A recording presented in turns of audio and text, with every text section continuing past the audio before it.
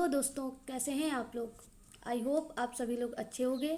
तो सभी को मेरी तरफ से गुड मॉर्निंग। और आप लोग भी कैसे हो ये मुझे कमेंट बॉक्स में बता सकते हो। ठीक है, तो चलिए हम लोग अपने सेशन को शुरुआत करते हैं। ठीक है, हम लोग अपने PYQ सॉल्व करने की सेशन में चल रहे हैं। ठीक है, मतलब PYQ मैं आप लोगों को सॉल्व करवा रही हूँ। ठीक है, तो आज से लगभग 23 डेज बचे हैं। मतलब लगभग क्या, पूरे एग्जैक्टली 23 डेज बचे हैं और 24वें दिन आप लोगों का एग्ज़ाम है। ठीक है, तो 23 दिन का मेरा प्लान ये है कि आप लोगों को हर दिन, ठीक है, जैसे कि आज है 1 मई। ठीक है, तो आज मैं 2013 से आप लोगों के लिए UPSC के PYQ आप लोगों को सॉल्व करवाने की कोशिश करूँगी। और आप लोग क्या करोगे, उसको ध्यान से देखोगे, पढ़ोगे उसके बारे में, और उसकी एनालिसिस मैं आप लोगों को बता दूंगी। और उसको किस तरह से टॉपिक को कनेक्ट करना है वो आप लोगों को बता दूंगी। ठीक है, तो आप लोग उसके लिए रेडी रहना। आंसर आप लोगों को सब दिखेंगे, सिर्फ आप लोगों को समझना होगा कि वो क्वेश्चन किस तरह से थे और UPSC ने उस क्वेश्चन में किस तरह के स्टेटमेंट डालने की कोशिश की थी। ठीक है, और जो टॉपिक अब 2013 से लेकर आज से जोड़ रखना। ठीक है, जोड़े रखना। 50 डेज पर डे होंगे, मतलब 50 क्वेश्चन पर डे होंगे। ठीक है, लास्ट के जब 7 डेज बचेंगे, ठीक, तो उसमें मैं पर डे एक पेपर सॉल्व करवाने की कोशिश करूँगी। ठीक है, या फिर उससे पहले ही आप लोगों का लगभग कितना मई, लगभग 17 मई तक। ठीक है, 17 मई तक आप लोगों के 2026 तक के, मतलब 2025 तक पेपर सॉल्व हो जाएंगे। ठीक है, जैसे कि आज मैंने 50 क्वेश्चन का टारगेट बनाया है। अगर देखा कि वीडियो पर आप लोगों का क्या बोलते हैं, आप लोगों का पॉजिटिव रिएक्शन है, ठीक है, तो मैं कल 75 क्वेश्चन ला सकती हूँ। ठीक है, उससे भी ज़्यादा अगर मुझे ठीक लगा तो 100 क्वेश्चन पर डे आप लोगों के लिए रेडी रहेंगे, सिर्फ PYQ के। क्योंकि अब सिर्फ PYQ रिवीजन करके, PYQ के टॉपिक को नोट करके और सिर्फ वही टॉपिक अपने नोट्स में रिवीजन करने से ही फ़ायदा होगा। बाकी अनदर हर एक चीज़ पर भागने से कोई फ़ायदा नहीं। ठीक है, तो ये मेरा प्रयास है। आई होप मुझे इसमें सफलता मिलेगी। ठीक है, वो भी आप लोगों के थ्रू। ठीक, तो चलिए आज 2013 के क्वेश्चन आए हैं। अब आप लोग उनको समझ के और उनके बारे में थोड़ा बहुत सोचना इस सेशन में सीख लोगे आज से। ठीक है, और जिस जिस क्वेश्चन के बारे में मुझे लगेगा कि मुझे थोड़ी बहुत एडिशनल इन्फॉर्मेशन दे देनी चाहिए या फिर पढ़ा देना चाहिए, ठीक है, वो मैं आप लोगों को कवर करवाती जाऊंगी। ठीक, तो आप लोग आराम से अब सुनो, है ना, और उसके बाद अपने पेपर को सॉल्व करना। ठीक है, देखो अब ये आप लोगों के सामने पहला क्वेश्चन 2013 से शुरू में कर रही हूँ। तो 2013 का पहला क्वेश्चन ये आप लोगों के सामने है। ठीक है, आज 2013 के 50 क्वेश्चन सॉल्व हो रहे हैं। कल 2013 के 50 क्वेश्चन और बाकी 2014 के 25 से 30 क्वेश्चन उसके भी मैं मिला दूंगी। ठीक है, तो इस तरह मिलाते मिलाते हम लोग 17-18 दिन में लगभग सारे 2025 तक जितने भी PYQs हैं उन सबको कवर कर लेंगे। और अब समझो, एक बात तो समझो पहले कि 2025 तक के कितने 2500 सवाल हो गए UPSC के पेपर में। 100 क्वेश्चन एक सवाल में। ठीक है, तो 2500 हो गए। ठीक है, अब उसके साथ मैं आप लोगों को 4 ऑप्शन भी कवर करवाऊंगी। तो अब 25 चौको 25 गुणा 4 मतलब 10,000। ठीक है, स्टेटमेंट क्वेश्चन कुछ भी मान लो आप लोगों का रिवीजन हो चुके होगा। और ये आप लोगों को पेपर में नहीं बहुत, तो लगभग हमको लगता है, वैसे तो PYQ से ही पूरा पेपर सॉल्व किया जाता है। और ये आप लोगों को डेफिनेटली 50% वहाँ पर पूरा मदद करेगा, लेकिन वो भी तब जब आप लोग मन से पढ़ोगे। ठीक है, तो ये पहला क्वेश्चन। अब देखो आप लोग, यदि राज्यसभा किसी धन विधेयक में सारभूत संशोधन करती है तो तत्पश्चात क्या होगा। ठीक है, तो ऑप्शन तो आप लोगों को सही आंसर दिख ही रहा होगा, पर ऑप्शन को एक बार पढ़ लेते हैं हम लोग। ठीक है, तो ऑप्शन ए क्या बोला है कि लोकसभा राज्यसभा की अनुशंसाओं को स्वीकार करे या अस्वीकार करे, इस विधेयक पर आगे कार्यवाही कर सकती है। ठीक है, और क्वेश्चन में क्या था कि राज्यसभा किसी धन विधेयक में सारभूत संशोधन अगर करती है तो लोकसभा के पास कौन से अधिकार होते हैं, ये स्टेटमेंट में आप लोगों को चूज करना था। ठीक है, ऑप्शन बी क्या बोला था कि लोकसभा विधेयक पर आगे कोई विचार नहीं कर सकता। नहीं भाई, आप लोगों को पता है कि अगर हम लोग बात मनी बिल की करते हैं तो लोकसभा को उस राज्यसभा के कंपैरिजन में ज़्यादा अधिकार दिए गए हैं। ठीक है, तो ये तो बिल्कुल गलत हो सकता था। ठीक है, अगर ऑप्शन सी की बात करें तो लोकसभा विधेयक को पुनर्विचार के लिए राज्यसभा को लौटा सकता है। ठीक है, तो ऐसा भी नहीं है। उसके बाद ऑप्शन डी क्या है, राष्ट्रपति विधेयक को पारित करने के लिए संयुक्त बैठक का आहूत कर सकता है। नहीं, एक बात तो बिल्कुल याद रख लेना कि संयुक्त बैठक का कोई भी प्रावधान, ठीक है, धन विधेयक के लिए नहीं किया गया है। ठीक है, अब ये थोड़ा मनी बिल के लिए मैंने आप लोगों के लिए पॉइंट वाइज लिख लिया है, पर ये आप लोगों को क्लियर नहीं दिख रहा है, तो मैं फिर से आप लोगों को बोले दे रही हूँ, ठीक है। और एक बात ये और है कि ये सेशन जल्दी होगा, ठीक है। आप लोगों को माइंड बहुत ज़्यादा आप लोगों को फोकस रखना होगा और जल्दी जल्दी स्पीड से हम लोग क्वेश्चन सॉल्व करेंगे, क्योंकि क्वेश्चन एक नहीं है, 50 क्वेश्चन सॉल्व करने हैं, ठीक है। तो उसमें लगभग सिर्फ 1 घंटा ही लगना चाहिए, है ना। तो 1 घंटे में अपनी पूरे यूट्यूब जितने भी वीडियोस पढ़ी हो उस पर पहली बार मैं 1 घंटे लगभग वीडियोस डालूंगी, ठीक है। तो ये आप लोगों के सपोर्ट की बात होगी कि आप लोग सपोर्ट भी कितना करते हो इसको, ठीक है। तो ये भी आप लोगों का टेस्ट होगा। अगर ये मुझे पॉजिटिव रिजल्ट दिखा तो आप लोग इस कल के लिए और भी रेडी रहना, ठीक है। और इस सेशन से आप लोगों का फाउंडेशन मजबूत होगा, मैं पक्का बता रही हूँ। आप लोगों को PYQ सॉल्व करने का तरीका, टॉपिक को रिलेट करने का तरीका, सारी चीज़ें पता चलने वाली है एक साथ इतने सारे क्वेश्चन को लेकर। और ये जो मेरा इनिशिएटिव है ये आप लोगों को लगभग 100% वहाँ एग्जाम हॉल में मदद करेगा ही करेगा, ठीक है। तो पहला क्वेश्चन ये हो गया। अब पहला क्वेश्चन के बारे में कुछ चीज़ें मैं आप लोगों को बता दे रही हूँ। एक ब्लैंक पेपर लेकर बैठ जाओ, ठीक है, और पॉइंट वाइज उसको नोट कर लेना। सेशन खत्म होने के बाद दिन में 2 या 3 बार उसको रिवीजन जरूर कर लेना। और बाकी जो भी टॉपिक मैं आप लोगों को बता दूंगी, थीम बता दूंगी, वो आप लोगों का आज होमवर्क रहेगा कि चाहे जो कुछ पढ़ रहे हो, एक बार उन टॉपिक और थीम को फिर से रिविजन करोगे ही करोगे, ठीक है, जिसमें आप लोगों का कंपैरिजन बिटवीन कल का परफॉर्मेंस और भी अच्छा होगा, ठीक है। तो पहला क्वेश्चन के बारे में अब सुन लो थोड़ा मनी बिल के बारे में। मनी बिल क्या है, देखो आर्टिकल 109, ठीक है। पहले 109 में क्या है, 109 में क्या बोला गया है कि लोकसभा को विशेष मतलब विशेष शक्तियाँ प्राप्त है, ठीक है। किसके सापेक्ष में, धन विधेयक के सापेक्ष में, ठीक है। तो उसके लिए 109 में ये बात कही गई। 110 में क्या है, आर्टिकल नंबर 110 में, ठीक है, धन विधेयक की परिभाषा दी गई, सभी को पता होगा, ठीक है। फिर 108 में क्या बोला गया है कि 108 में ये जो स्टेटमेंट था कि राष्ट्रपति विधेयक को पारित करने में संयुक्त बैठक आहूत कर सकते हैं, तो according to article 108 joint session का प्रावधान नहीं है धन विधेयक के लिए, ठीक है। तो इस बात को याद रख लेना, इन तीनों आर्टिकल को पूरा एकदम दिमाग में बैठा लो, ठीक है। क्वेश्चन बनने की बहुत ज़्यादा संभावनाएं रहती हैं मनी बिल को लेकर हर एक साल, ठीक है, क्योंकि ये रिपीटेड थीम है यूपीएससी का और फेवरेट टॉपिक है, ठीक है। उसके बाद अगर हम लोग बात करें तो मनी बिल के लिए राष्ट्रपति की पूर्वानुमति की अनिवार्य होती है, ठीक है। मनी बिल हमेशा केवल लोकसभा में पेश किया जाता है, ठीक है। अगर हम लोग बात करें राज्यसभा की तो उसको 14 दिन के लिए या फिर मनी बिल को रोक सकता है अपने लिए या फिर उसको सुझाव दे सकता है। लेकिन सुझाव को मानने या न मानने का अधिकार सिर्फ लोकसभा का है, ठीक है। वो या फिर चाहे तो राज्यसभा के सुझाव को स्वीकार कर ले और या फिर चाहे तो उसको ना स्वीकार करे, ठीक है। और अगर बात ये एक और याद रखो, 14 दिन के लिए जो मनी बिल राज्यसभा को लिए दिया जाता है, अगर राज्यसभा ने उस 14 दिन के अंदर उस मनी बिल को रोक लिया, ठीक है, और उसके बाद उस पर कोई भी अपना क्या बोलते हैं रिएक्शन नहीं दिया, तो फिर लोकसभा से वो पारित माना जाता है, ठीक है। लोकसभा उस पर निर्णय लेने के लिए पूरी स्वतंत्र होती है। फिर राज्यसभा की उन 14 दिनों के बाद भी जो भी उसके अधिकार है वो अपने आप समाप्त हो जाते हैं, ठीक है। तो ये भी आप लोगों को इस तरह से स्टेटमेंट मिल सकता है। उसके बाद तो बस मनी बिल के लिए अब इतनी ही चीज़ें आप लोगों को इम्पोर्टेंट है, एक बार फिर से रिवीजन करने की कोशिश कर लो, ठीक है।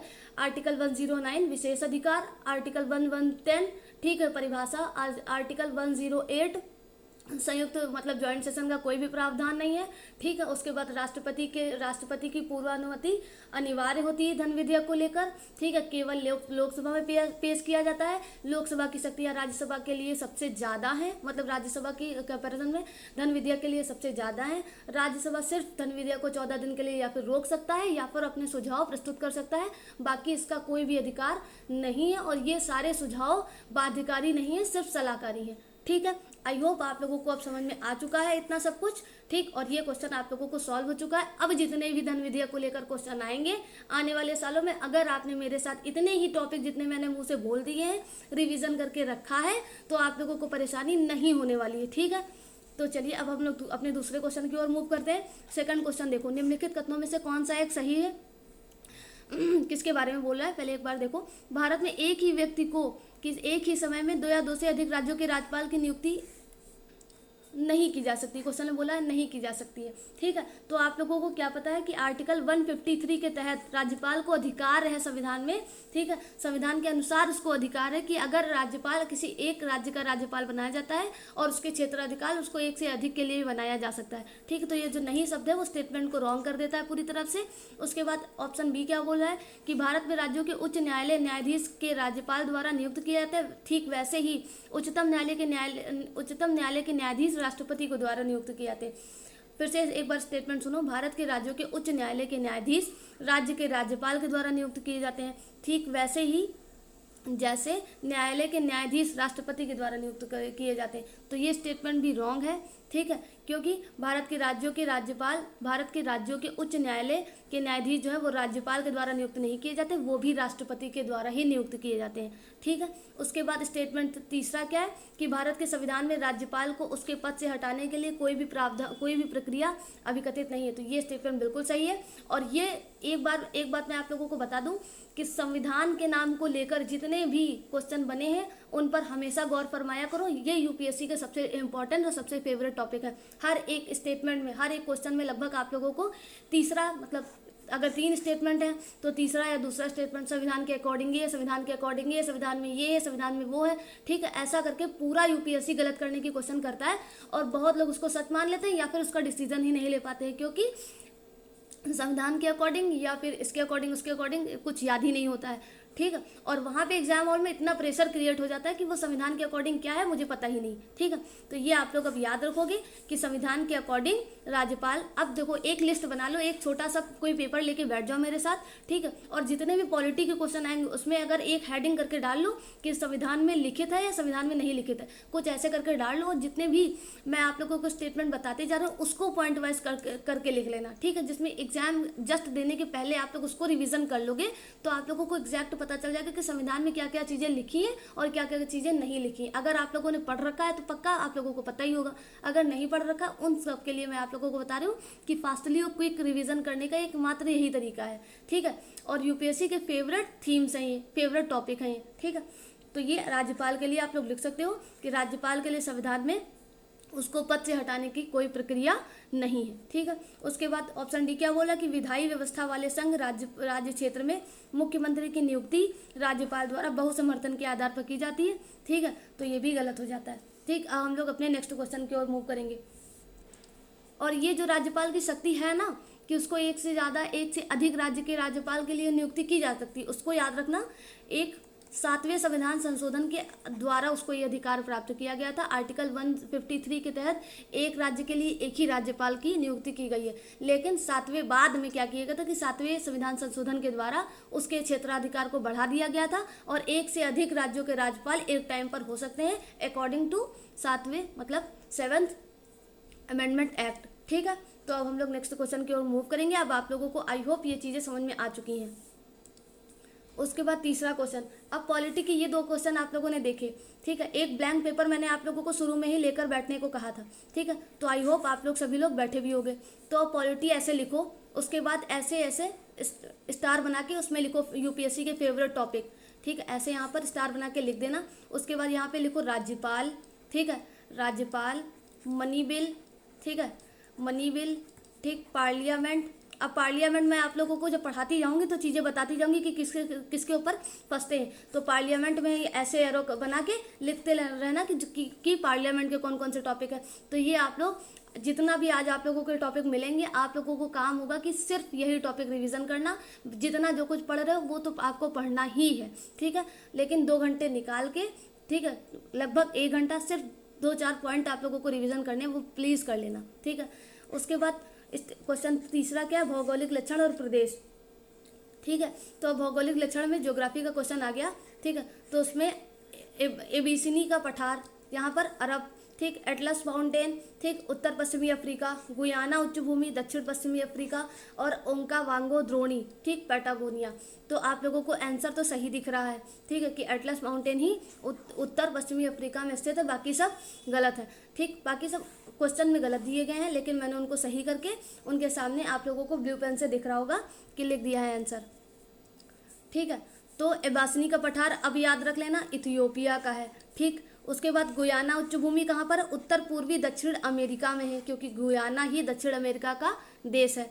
उसके बाद ओंकावांगो द्रोणी पैटागोनिया में नहीं है, दक्षिण पश्चिमी अफ्रीका में है, ठीक है। और ये 2-3 क्षेत्र इसी के अंदर आते हैं, ठीक है। तो ये तो था आप लोगों का स्टेटमेंट। लेकिन इस क्वेश्चन से हम लोगों को सीख क्या मिलती है कि यूपीएससी कौन से टॉपिक है वो रिपीट करता है। रिपीट करने वाले टॉपिक आज तो आप लोगों का 2013 का पहला सेशन है, ठीक है। अब पर डे जब आप लोग नए नए क्वेश्चन इसी थीम पर रिपीटेड देखते जाना, और जो मैक्सिमम रिपीट हुए होंगे वही आप लोगों को पता चल जाएगा कि यूपीएससी के फेवरेट टॉपिक है, और जो मैक्सिमम स्टेटमेंट रिपीट हुए होंगे, ठीक है, वही यूपीएससी के फेवरेट थीम है, ठीक है। तो थीम और टॉपिक आप लोगों को खुद ये पीवाईक्यू बता देगा मेरे सॉल्व कराते कराते ही, ठीक है। लेकिन इसमें मैं आप लोगों को बता रही हूँ कि माउंटेन वाला जो भी सेक्शन है वो इम्पॉर्टेंट है, क्योंकि 2025 के भी पीवाईक्यू में, जैसे कि 2013 में एटलस को पूछा गया था, 2025 में क्या पूछा गया था याद करो, एनडीज को लेकर, ठीक है। तो ये आप लोग याद रखोगे, और भी आगे आप लोगों को पता चलती रहेंगी चीज़ें। नेक्स्ट क्वेश्चन पर अब हम लोग मूव करते हैं। क्वेश्चन चौथा क्या है, मतलब 4 नंबर क्या है, भारतीय शिलावस्तु के इतिहास के संदर्भ में निम्नलिखित कथनों पर विचार कीजिए। याद रखना शिलावस्तु, ठीक। अब अमैक का क्वेश्चन है ये, ठीक है। तो पहला स्टेटमेंट क्या है कि बादामी की गुफाएं भारत की प्राचीनतम अवशिष्ट शैलकृत गुफाएं हैं। दूसरा क्या है, बराबर की शैलकृत गुफाएं, ठीक है, सम्राट चंद्रगुप्त मौर्य द्वारा मूलतः आजीविकों के लिए बनाई गई थी। ऑप्शन तीसरा क्या है, एलोरा की गुफाएं विभिन्न धर्मों के लिए बनाई गई थी। उपयुक्त में से कौन सा स्टेटमेंट सही है?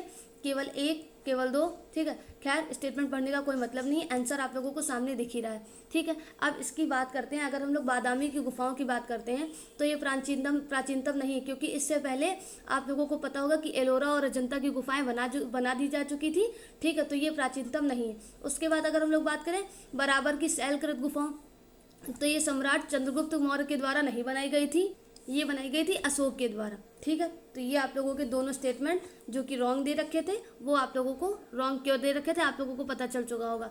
लेकिन अगर हम लोग बात थीम की करें और सिलेबस से कनेक्शन की इसको करें, तो याद रखना कि आप लोगों को जब भी आप लोग आर्ट एंड कल्चर पढ़ोगे, ठीक है, तो आप लोगों को क्या पढ़ना है, आप लोगों को सिर्फ क्या पढ़ना है उसमें, शैलचित्र गुफाएं, ठीक, एक बार सारी केव्स देख लेना, ठीक। उसके बाद मंदिर की बनावट देख लेना, द्रविड़ नागर ये सब, ठीक, क्योंकि इन सब को लेकर भी क्वेश्चन पूछा जा चुका है, ठीक है। तो इतना आप लोगों को देखना है। बाकी अगर हम लोग कोई भी डायनेस्टी पढ़ेंगे तो उन डायनेस्टी से सिर्फ आप लोगों को 4 चीज़ें पढ़नी है। कौन सी? अगर मान लो मौर्यकाल है तो मौर्यकाल में आप लोगों को सिर्फ पहला पढ़ना है कि वो कहाँ पर स्थित था, उसका राज्य क्षेत्र का विस्तार कितना था। उसके बाद मौर्यकाल में शासक कौन कौन से थे। उसके बाद मौर्यकाल के काम कौन कौन से हैं, मेनली इंपॉर्टेंट काम, ठीक है। उसके बाद अगर देख लेना तो मौर्य काल में सामाजिक व्यवस्था को डिफाइन कैसे किया गया था, ठीक है। तो सिर्फ इतना, क्योंकि सामाजिक व्यवस्था में जब डिफाइन करते हैं तो इन लोगों में बहुत ज़्यादा वो क्या है, टर्म इधर उधर के आ जाते हैं, तो उनको देखना अनिवार्य है, ठीक है। और सामाजिक व्यवस्था में महिलाओं की स्थिति, व्यापारियों की स्थिति, वहाँ के लोगों की स्थिति, इतना देखना है। अगर कोई वहाँ पर मतलब कोई भी चीनी शासक, कोई भी विदेशी शासक आया है, मतलब कोई भी दूत आया है, तो इसके बारे में पढ़ना आप लोगों का कर्तव्य है, ठीक है। तो सिर्फ इतना ही पढ़ना है कोई भी डायनेस्टी के लिए, ठीक। और इतने से ही आप लोगों का भला हो जाएगा एग्जाम हॉल में, ठीक है। तो चलो अब हम लोग नेक्स्ट क्वेश्चन की तरफ मूव करते हैं, ठीक है। अब ये रहा क्वेश्चन नंबर 5, पुनर्योजन डीएनए प्रौद्योगिकी, यानी कि रिकॉम्बिनेंट डीएनए टेक्नोलॉजी, ठीक है, डीएनए टेक्नोलॉजी। तो ये है इसका इंग्लिश, ठीक है, जिसमें आनुवंशिकी इंजीनियरिंग जीनों को स्थानांतरित होने देता है, ठीक है। यानी कि रिकॉम्बिनेंट डीएनए जो है वो जीनों को स्थानांतरित होने देते हैं। ऑप्शन ए है पौधों की विभिन्न जातियों में, ऑप्शन बी जंतुओं से पौधों में, ऑप्शन सी, ठीक है, सूक्ष्म जीवों से उच्चतर जीवों में। नीचे दिए गए कोड का आंसर, ठीक है। तो आंसर आप लोगों को दिख रहा है, इसका मतलब आप लोगों को समझ में आ रहा है कि डीएनए रिकॉम्बिनेंट डीएनए का जो यूज़ होता है वो इन तीनों ही क्षेत्रों में किया जाता है, क्योंकि इन तीनों ही क्षेत्रों में करने से क्या होगा कि आधुनिक हर एक चीज़ को बढ़ावा मिलता है और उसमें तो क्या होता है, बढ़ोतरी होती है, ठीक है। तो ये आप लोगों को, और अगर इस तरह के साइंस एंड टेक के क्वेश्चन लेकर आए जाते हैं, ठीक है, जिसमें जेनेटिक इंजीनियरिंग का क्षेत्र, जेनेटिक इंजीनियरिंग का यूज़ किन किन क्षेत्रों में किया जाता है, रिकॉम्बिनेंट डीएनए का यूज़ किस क्षेत्र में किया जाता है, तो मैक्सिमम उसमें ऑल सही होते हैं, ठीक है। फिर ये देखो क्वेश्चन नंबर 6, भारत की यात्रा करने वाले चीनी यात्री युआंग चुआंग यानी कि जिसको हेन सांग भी बोलते हैं, उसने तत्कालिक भारत की सामान्य दशाओं संस्कृति का वर्णन किया है। इसके संदर्भ में निम्नलिखित कथनों में से कौन सा सही है? ठीक है, तो स्टेटमेंट वन क्या बोल रहा है कि सड़क और नदी मार्ग लूटमार से पूरी तरह सुरक्षित था। अगर ये स्टेटमेंट आप लोगों को नहीं भी पता होता ना, ठीक है, तो ये पूरी जो है इतना एक्सट्रीम वर्ड, ठीक, इसको ऐसे ही एलिमिनेट कर देते और आप लोगों को ये दो आंसर सही मिल जाते। ठीक, क्योंकि ऑप्शन में आप लोगों को मैं दिखाऊं क्या दिख रहा है? ऑप्शन में ये आप लोगों को साफ साफ दिख रहा है कि एक जहाँ पर है, एक एक जहाँ पर है उसको हटा दो तुरंत। आप लोगों का आंसर आप लोगों की आंखें सामने है, क्योंकि आप लोगों को अगर आंसर नहीं पता होगा तब भी ये उस टाइम का कोई पेपर है 2013 का, तो थोड़ा आजकल के हिसाब से थोड़ा इजी बनता था। ठीक है, लेकिन 2013 में पता भी था कि कितनी मेहनत तब भी बच्चे करते थे। ठीक है, अगर हम लोग बात ह्वेन सांग की करें तो ह्वेन सांग रिपीटेड टॉपिक है और लगभग 2 या 3 बार यूपीएससी से पूछा गया। इसके बारे में आप लोगों को पढ़ना चाहिए। ठीक है, क्योंकि 2025 में भी ह्वेन सांग को लेकर क्वेश्चन था, लेकिन बहुत ईजी था। आप लोग ईजी से उसको सब लोग करके आए थे, लगभग बच्चों ने किया था। और अगर उस तरह के क्वेश्चन गलत होते हैं तो आप लोगों के यूपीएससी में फेल होने के जो चांसेस जो हैं वो बहुत ज़्यादा बढ़ जाते हैं। ठीक है, तो इस तरह के क्वेश्चन नहीं गलत किए जाते हैं। ठीक है, चाहे जितनी कमज़ोर पढ़ाई हो। ठीक, बात अगर ह्वेन सांग की करें तो देखो ह्वेन सांग जो है एक बार 2013 में पूछा गया, एक बार 2025 में पूछा गया, और भी सालों पूछा गया। एग्जैक्ट मुझे ईयर याद नहीं है, पर क्वेश्चन तो मैं आप लोगों के सामने लाऊंगी। ठीक है, तो अगर हम लोग हर्षवर्धन, ह्वेन सांग जो है हर्षवर्धन के काल में 606 से लगभग 647 ईस्वी पूर्व में भारत आया था। ठीक, ये चीनी यात्री था। इसने उसके अनुसार अनेक सड़कों पर क्या था कि आवागमन के लिए लूटमार और चोरी होती थी, क्योंकि वो खुद भी उसका शिकार 1-2 बार हो चुका था। ठीक है, तो ये स्टेटमेंट इसीलिए रॉन्ग हो जाता था। उसके बाद अगर हम लोग अपराध और दोष सिद्धि की बात करें तो ये दूसरा स्टेटमेंट बोल रहा है, जहाँ तक अपराधों के लिए दंड का प्रश्न है, अग्नि, जल या विश्व द्वारा सत्य परीक्षा किया जाना ही किसी भी व्यक्ति की निर्दोषता का अथवा दोष का निर्णय का साधन माना जाता था। तो ये बात सही थी कि निर्दोष होने के लिए उसको इतना सब कुछ करना पड़ता था। ठीक है, उसके बाद ह्वेन सांग की जीवनी का नाम क्या है? सभी को पता होगा, सभी की जबान पे रटा भी होगा, मुझे इतना बिलीव है, सीयू की। ठीक है, तो उसकी जीवनी का नाम क्या था? सीयू की। अगर और बात करें तो भारत की तत्कालिक आर्थिक, सामाजिक, धार्मिक विषयों के संदर्भ में अनेक महत्वपूर्ण जानकारियां ह्वेन सांग अपने इन जीवनियों में देकर गया है। ठीक है, तो ये इतना इम्पोर्टेंट क्वेश्चन है और आप लोगों को इसके बारे में मैंने पढ़ा भी दिया। ठीक है, अब क्वेश्चन नंबर 7 ये एनवायरनमेंट का है। ठीक है, स्पीसीज़ को लेकर है। ठीक, स्पीसीज़ बहुत जो 1 साल के करंट अफेयर में न्यूज़ में रहती हैं वो आप लोगों को पढ़ना होता ही होता है, क्योंकि हर साल 1 से 2 क्वेश्चन आप लोगों को स्पीसीज़ को लेकर मिलते हैं। अगर आप लोगों के पढ़े हैं तो वो बहुत इजी और बहुत आसान नंबर हो जाते हैं आप लोगों के लिए। और इनको पढ़ने का सिर्फ एक ही तरीका है, एक बार या फिर PT 365 उठा लेना, एक साथ कवर कर लो। कवर करने में सिर्फ आप लोगों को IUCN पढ़ना है, उस स्पीसीज़ का नाम पढ़ना है, उसका सिर्फ 2 या 3 जो स्पेशल बिहेवियर है, क्योंकि आजकल एनिमल बिहेवियर यूपीएससी बहुत पूछने लगा है, और सबसे इम्पोर्टेंट IUCN स्टेटस। बस इससे अदर कहीं नज़र घुमाना ही मत पढ़ने के लिए, क्वेश्चन यहीं से सॉल्व हो जाएगा इतनी 3 डिटेल से। सिर्फ IUCN स्टेटस, लोकेशन कहाँ पर पाया जाता है, भारत और वर्ल्ड दोनों में भी। ठीक है, और उसके बाद उसके एनिमल बिहेवियर, बस। ठीक है, तो ये जो 23 दिन बचे हैं ये आप लोगों के लिए बहुत इंपॉर्टेंट है। मैं आप लोगों को सिलेक्टेड चीज़ें बता रही हूँ, जो आज आप लोगों को बताऊंगी सिर्फ आप लोगों को वही पढ़ना होगा। ठीक है, अगर निकालना चाहते हो तो, अगर ईमानदार हो तो। ठीक है, तो चलिए अब ये क्वेश्चन क्या है? तारा कछुआ पूछा गया है, स्टार टर्टोइज, मॉनिटर लिजर्ड। ठीक है, उसके बाद वामन सुअर, इसको इंग्लिश में क्या बोलते हैं मुझे नहीं पता। उसके बाद स्पाइडर वामन। ठीक है, तो ये हो गया आप लोगों से, ये 4 स्पीसीज पूछा गया है। उपयुक्त में से कौन से भारत में प्राकृतिक रूप से पाए जाते हैं? तो ये आप लोगों को दिख ही रहा है, 1, 2 और 3 आंसर जो सही है ये भारत में स्थानीय है। लेकिन स्पाइडर वामन जो है वो भारत, मध्य एवं दक्षिण अमेरिका का है, और ये उष्णकटिबंधीय देशों में ही रहता है, जैसे कि मैक्सिको। ठीक है, तो ये आप लोगों को पता चल चुका है। ठीक, ये क्वेश्चन इतना डीप पढ़ाने की इसलिए ज़रूरत नहीं है क्योंकि ये रिपीटेड टॉपिक तो होगा नहीं। मॉनिटर लिजर्ड पिछले साल करंट अफेयर के न्यूज़ में रही है, तो अगर इसको हटा के, अगर सिर्फ इन सारे को हटा कर इसको बारे में पढ़ना हो तो आप लोग पढ़ लेना। ठीक, गूगल पर सर्च करके 2 या 3 पॉइंट जो मैंने आप लोगों को बताए हैं। ठीक है, अब चलिए हम लोग अलग क्वेश्चन पर, क्योंकि ये स्पीसीज है और ये हर साल नहीं आती है, नहीं पूछी जाती है, तो इनको डिफाइन करने का कुछ ज़्यादा मतलब नहीं है। ठीक है, अब अगर हम लोग 8 नंबर क्वेश्चन की बात करें तो निम्नलिखित में से कौन से भारत में पाए जाने वाले पीने वाले जल के प्रदूषक के रूप में पाए जाते हैं।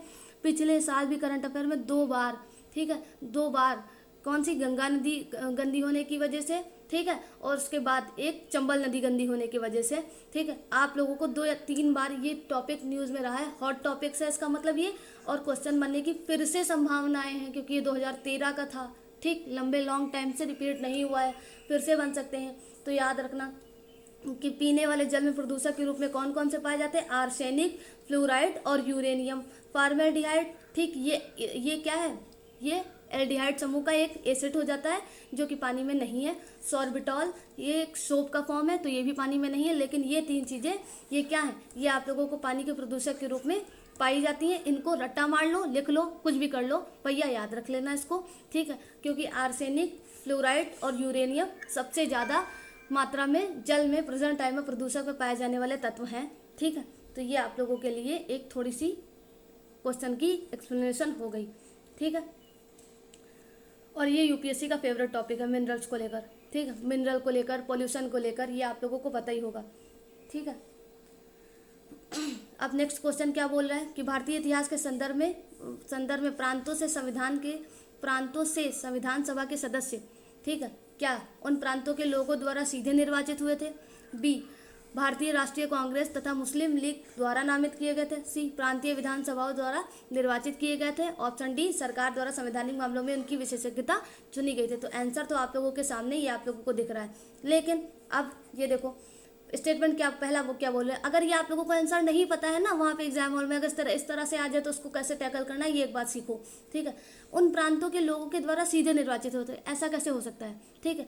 अगर हम लोग प्रांतों से संविधान सभा के सदस्य बात कर रहे हैं तो उन प्रांतों के लोगों के द्वारा सीधे निर्वाचित तो नहीं होंगे, क्योंकि प्रांत के सदस्य अगर चुने जाएंगे तो विधानसभा में चुने जाएंगे, ठीक है। तो विधानसभा में जो सदस्य जाएंगे वो बहुमत, वो क्या जाते हैं, वो निर्वाचित होकर जाते हैं। सीधे अगर चुन लिया जाएगा, ठीक है, प्रांतों के द्वारा, तो फिर जनता के वोट कैसे मायने रखते हैं, ठीक है। तो ये थोड़ा सा लॉजिक आप लोगों को लगाना था और उसके हिसाब से गलत कर देना था।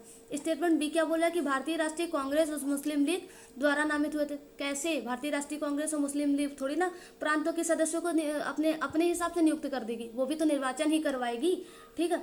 तो ये क्या, पार्टी कैन नॉट डिफाइन, ये आप लोगों को लिखा मिल जाएगा। उसके बाद ऑप्शन सी तो सही है ही, ऑप्शन डी क्यों गलत है, क्योंकि सरकार द्वारा संवैधानिक मामलों में उनकी विशेषज्ञता चुने जाने का कोई भी अधिकार ऐसा कुछ नहीं था, ठीक, ये अनएथिकल रीजन हो जाता है, ठीक है। तो ये था थोड़ा लॉजिक के हिसाब से आप लोगों को पढ़ने का तरीका। अगर आप चाहो, जब कुछ नहीं आता है तो हर एक तरह से दिमाग लगाया जाता है, ठीक है। अब ये रहा क्वेश्चन नंबर 10, निम्नलिखित जंतुओं पर विचार कीजिए। सी काऊ, sea horse and sea lion, ठीक, इनमें से कितने मैमल्स हैं, ठीक है। तो ये यूपीएससी का सबसे इंपॉर्टेंट और सबसे रिपीटेड टॉपिक है, मैमल्स को लेकर पूछा जाना, ठीक है। तो ये आप लोगों को पता होना चाहिए कि इसमें ये दोनों सही हैं, ठीक है। नहीं, इसमें 1 और 3 सही है, सी काऊ सही है and sea horse, sea lion सही है, ठीक है। सी हॉर्स जो है मैमल्स नहीं है, ठीक है, क्योंकि ये सागरीय मछली है, ठीक है। एक बात इतना समझ में आ गई इसको लेकर। उसके अलावा अगर हम लोग बात याद करें तो मैंने अभी आप लोगों को जल्दी ही पढ़ाया है डॉल्फिन के बारे में, नहीं, वेल के बारे में। तो वेल भी क्या है, वेल भी एक स्तनधारी मैमल है, तो ये भी आप लोगों को पता चल चुका होगा। अब आप लोगों की लिस्ट बड़ी हो चुकी है, अब 1, 2 नहीं, एक इसमें एक और ऐड ऑन कर लो और वेल के बारे में याद रखना, ठीक है, क्योंकि वेल भी एक मैमल है, ठीक। तो अगर ऑप्शन में आप लोगों को 2026 में मिल जाए कि सी काऊ, सी लायन, वेल, ठीक, और उसके बाद ये घोड़ा भी मिल जाए इसी तरह लिखा, तो अब आप लोगों को 3 चीज़ों को चूज करना होगा, ठीक है। तो ये आंसर आप लोगों को दिख चुका है। नेक्स्ट क्वेश्चन की ओर मूव करते हैं हम लोग।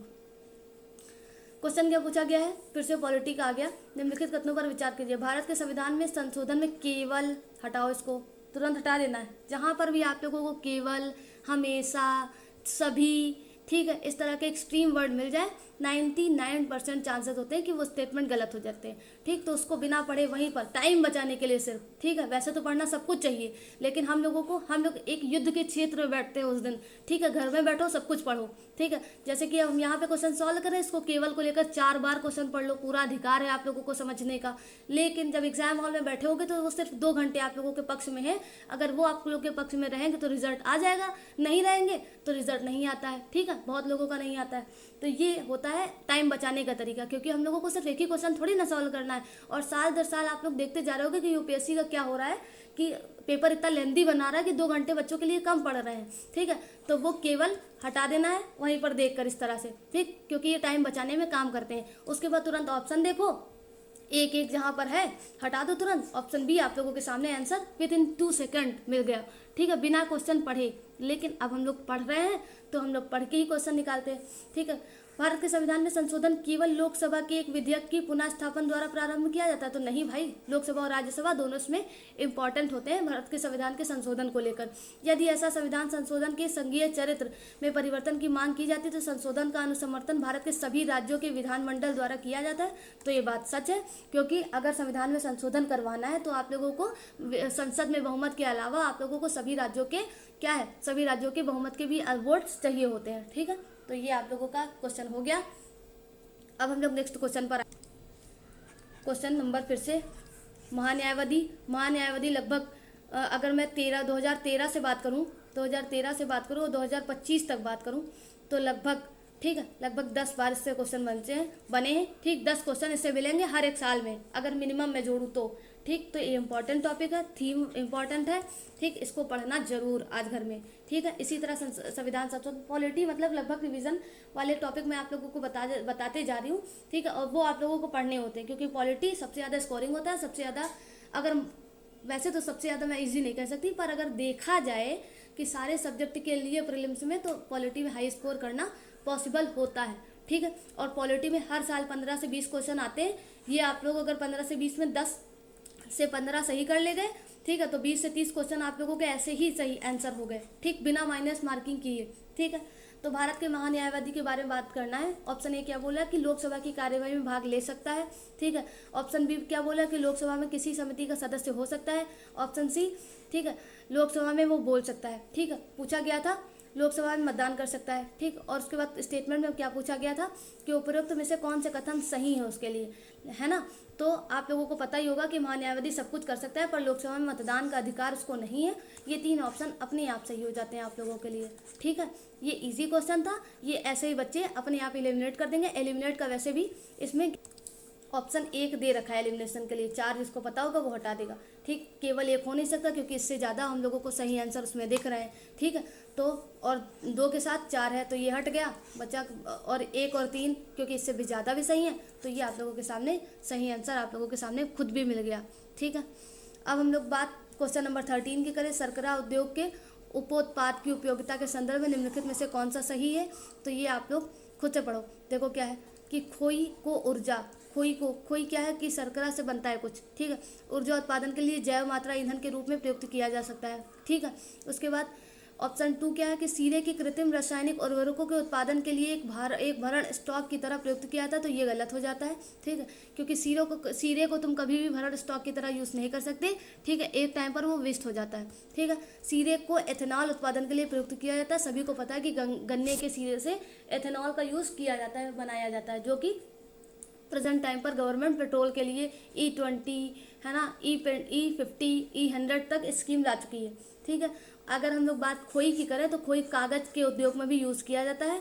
ठीक, तो ये एक एडिशनल इन्फॉर्मेशन के तहत खोई के बारे में याद कर लेना। इतना इंपॉर्टेंट ये क्वेश्चन नहीं है। ठीक है, और रिपीटेड टॉपिक भी नहीं है तो इसको थोड़ा इग्नोर भी कर सकते हो। पर आप अगर बात सिर्फ चीनी की करें तो चीनी को याद रखना, क्योंकि चीनी हम लोगों की इंपॉर्टेंट क्रॉप्स में आ जाता है और क्रॉप्स जो है यूपीएससी का फेवरेट टॉपिक है। ठीक है, तो ये याद रखना। फिर क्वेश्चन नंबर 14 क्या है? ये कट गया क्या? चलो क्वेश्चन नंबर 14 नहीं दिख रहा है, 1 मिनट रुको। चलो दिखने लगा।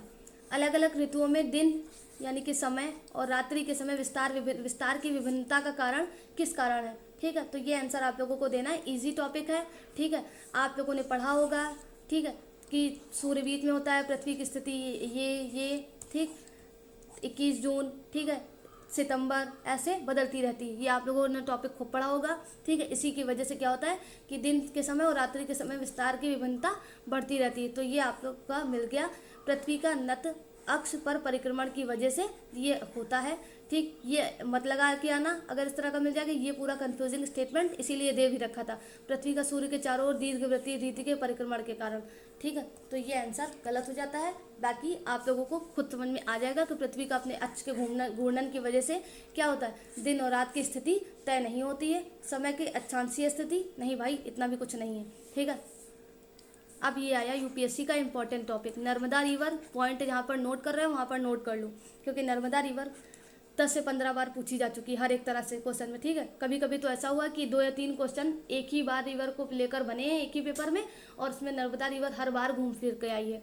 ठीक है, तो ये इंपॉर्टेंट है, इसको नोट कर लो, इसको हम लोग पढ़ेंगे भी। ठीक है, नर्मदा नदी पश्चिम की ओर बहती है और जबकि अधिकांश अन्य प्रायद्वीपीय बड़ी नदियाँ पूर्व की ओर बहती हैं, ऐसा क्यों होता है। ठीक है, तो स्टेटमेंट पहला क्या है, यह एक रेखीय विभ्रंश रिफ्ट घाटी में है रहती है। ठीक है, तो ये बात सच है। उसके बाद अगर बात दूसरे की करें तो यह विंध्य और सतपुड़ा के बीच बहती है, तो नहीं भाई, ये विंध्य और सतपुड़ा के बीच नहीं बहती। सभी को पता होगा कि इसका उद्गम स्थल मैकाल पर्वत है, जो कि अमरकंटक चोटी के पास है। ठीक है, तो ये अमरकंटक चोटी से निकलती है, मैकाल पर्वत के पास से, ना कि विंध्य एंड सतपुड़ा। जिसको इतना ही पता है वो तुरंत इसको गलत करो। ठीक है, और ये आप लोगों का एक स्टेटमेंट गया।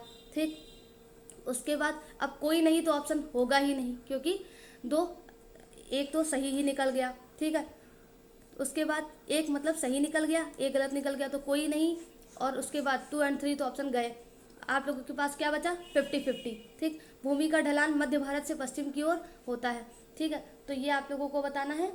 तो नहीं भाई, भूमि का ढलान मध्य भारत से पश्चिम की ओर नहीं होता, ये भी क्वेश्चन गलत हो जाता है। Statement 1 is always correct. ठीक है, सिर्फ यही सही है। अगर हम लोग बात करें नर्मदा नदी की, ठीक है, तो उसके बारे में थोड़ा याद रखना। शायद मुझे ये थोड़ा सही लग रहा है, इसको भी सही मान लो। 1 और 3 इसका सही आंसर है। ठीक है, ये भी सही आंसर है। तो ऑप्शन 2 क्यों गलत था मैंने आप लोगों को बता दिया। नर्मदा रिवर के बारे में अगर 2-4 पॉइंट याद करना चाहते हो तो मेरे साथ थोड़ा स्पीड में रिवीजन करना, क्योंकि हम लोगों के पास क्वेश्चन सॉल्व करने के लिए टाइम बहुत कम बचा है। ठीक है, नर्मदा रिवर का उद्गम स्थल मैंने आप लोगों को बताया, मैकाल पर्वत, अमरकंटक चोटी। ठीक है, उसके बाद अगर हम लोग बात करें तो यह गोदावरी प्रायद्वीप की सबसे बड़ी नदी है, सेकंड पॉइंट। तीसरा पॉइंट, भ्रंश घाटी में बहती है, जो कि इसमें देवी रखा है। ठीक है, चौथा पॉइंट, बहाव जो है वो पश्चिम दिशा की ओर होता है, चौथा पॉइंट हो गया। उसके बाद 5वां पॉइंट अगर हम लोग बात करें, नर्मदा और ताप्ती ऐसी नदियां हैं जो भ्रंश घाटी से होकर बहती है और अरब सागर में गिरती है। ताप्ती नदी मध्य प्रदेश में बहती है, ये 5वां पॉइंट हो गया। छठा पॉइंट क्या है रखना, मुहाने पर एस्टोरी का निर्माण करती हैं। इतना स्टेटमेंट 6 याद कर लोगे, नर्मदा नदी को लेकर क्वेश्चन नहीं गलत होने वाले, मेरा थोड़ा यकीन है। ठीक है, अब चलिए 16 नंबर क्वेश्चन पर आते हैं, वो आप लोगों को पता चल चुका है। 16 नंबर क्वेश्चन क्या बोला कि पृथ्वी ग्रह पर अधिकांश अलावर जल बर्फ, छत्रक और हिमनद के रूप में होता है, शेष अलावर जल सबसे अधिक होता है। ठीक है, देखो भाई, पहले तो एक टिप्स ये याद कर लो कि अलावर जल इस तरह से चीज़ें आती हैं, तो आप लोगों को सबसे पहले इंग्लिश वाला एक बार देख लेना चाहिए कि अलावर जल को सभी लोग कभी फ्रेश वाटर की तरफ नहीं सोचते हैं। ठीक है, वैसे तो इसका मतलब है कि अगर सॉल्टी नहीं है तो फ्रेश ही होगा। ठीक है, लेकिन आलवर जड़ को सब लोग नॉन सॉल्टी भी कभी सोच के, ठीक है, आंसर लगा देते हैं, तो इसमें वो क्या होगा कि वो गलत हो जाएगा। ठीक, इसमें आप लोगों को इस कंडीशन में सिर्फ आप लोगों को इंग्लिश देखने का मैं सजेस्टमेंट दूंगी। इस तरह के क्वेश्चन में एक टर्म जो लिखा होगा वो आप लोग देख सकते हो इंग्लिश के पेपर में 2 मिनट में जाके, इससे बेटर कि क्वेश्चन ना गलत हो। ठीक है, तो अगर हम लोग बात करें वायुमंडल में आर्द्रता और बादलों के रूप में पाया जाता है, तो नहीं भाई। ठीक, अगर अलावर झीलों और नदियों के रूप में पाया जाता है तो नहीं। भूमिगत जल के रूप में सबसे ज़्यादा फ्रेश वाटर पाया जाता है अगर हिमनद और बर्फ छत्र के बाद की बात करें। ठीक है, तो ये आंसर यहीं पर सही हो जाता है। अगर हम लोग वाटर का डिस्ट्रीब्यूशन देखें तो ये आप लोगों को दिख रहा होगा, पर साफ नहीं दिख रहा है, इसलिए मैं आप लोगों को बता दे रही हूँ। अर्थ पर अगर हम लोग बात करें तो 0.76%।